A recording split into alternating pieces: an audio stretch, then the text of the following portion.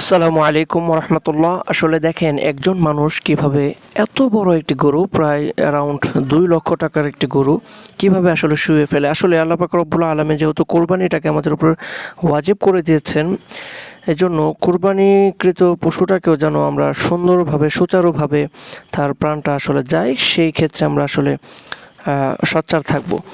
একটি প্রাণীকে আমরা কোনোভাবে কষ্ট দিয়ে জবাই করতে পারি না, কিভাবে তার প্রাণটি সুন্দরভাবে আসলে বের হয় সেই দিকে আমাদেরকে আসলে লক্ষ্য রাখতে হবে। তো এই যে দেখতে পাচ্ছেন আমি যেই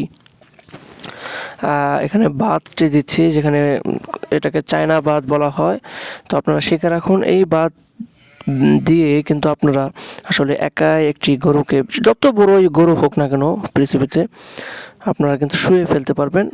একদম এক চান্সে একটি টান দিবেন, জাস্ট গরুটা আসলে শুয়ে পড়বে। দেখুন, দেখতে থাকুন যে কিভাবে আমরা এই গরুটাকে শোয়াই।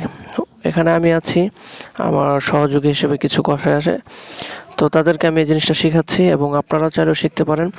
একটি টান দেব, এই বারটি আসলে একটু নর্মাল, যার কারণে গরু দেখবেন ফালাফালি করছে এবং এক পর্যায়ে গিয়ে বারটি ছুটে গেল।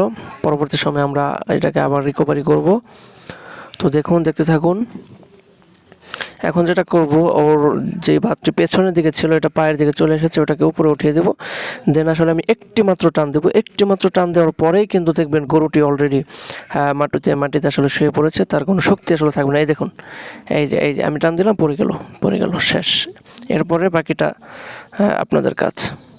এভাবে কিন্তু আপনারা চাইলে যত বড় গরুই হোক না কেন আপনারা শুয়ে ফেলতে পারেন এক চান্সে। এরপর দেখুন, দেখতে থাকুন কীভাবে আসলে আমি কোরবানিটা করি। ধন্যবাদ সবাইকে। এরপর যেটা করবেন, পাগুলো শক্ত করে বেঁধে ফেলবেন, যেহেতু গরুর প্রাণ যাওয়ার সময় আপনার সে সর্বোচ্চ চেষ্টা করে বাঁচার জন্য।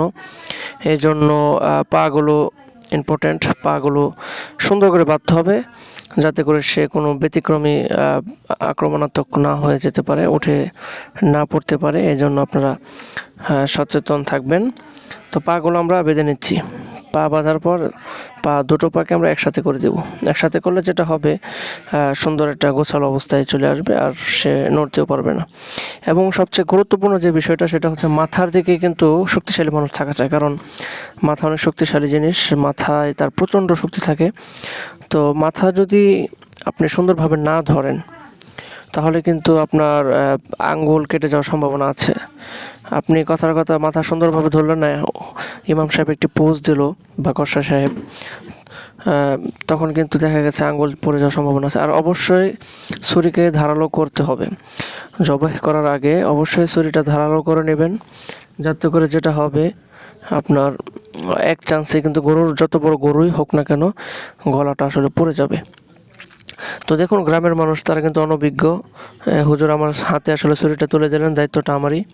এখন আমাকে কোরবানি করতে হবে। এই যে হলুদ গেঞ্জি, উনি আমার মামা, আর আশেপাশে আমার আত্মীয় স্বজন আছে, তারা ধরলেন।